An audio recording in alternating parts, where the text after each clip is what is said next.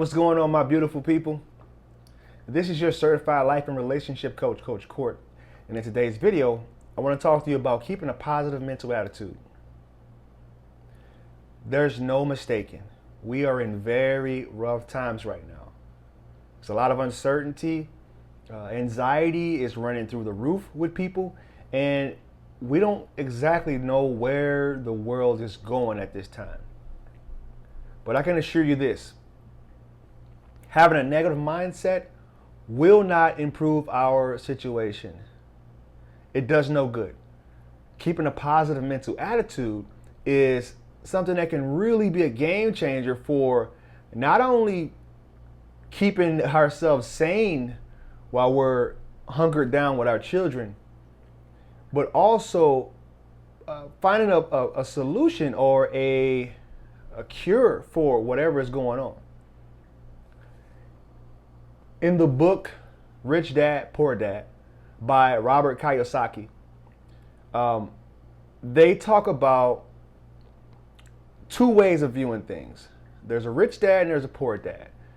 The rich dad, he always taught his children to, or his son to, look at things like, all right, how can we afford this? If we're talking money, instead of saying we can't afford this like the poor dad do, the rich dad, he always likes to think more optimistic in how we can see the good in every challenge that comes about.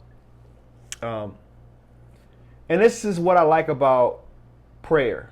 When you're down and you're out and you don't have any certainty about life, that's the one thing that prayer does. Actually, prayer is a form of meditation, but I'm not going to get into that.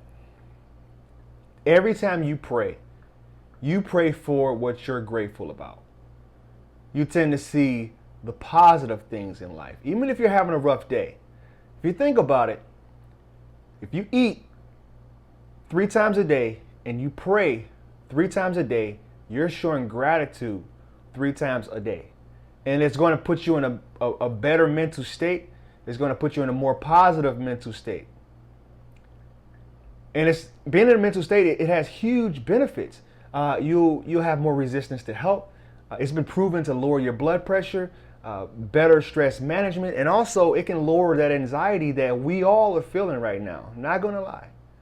I feel anxiety about the times also, but I've also been able to keep myself at a baseline of the midway, like the Buddhists call the midway, which is the centering myself.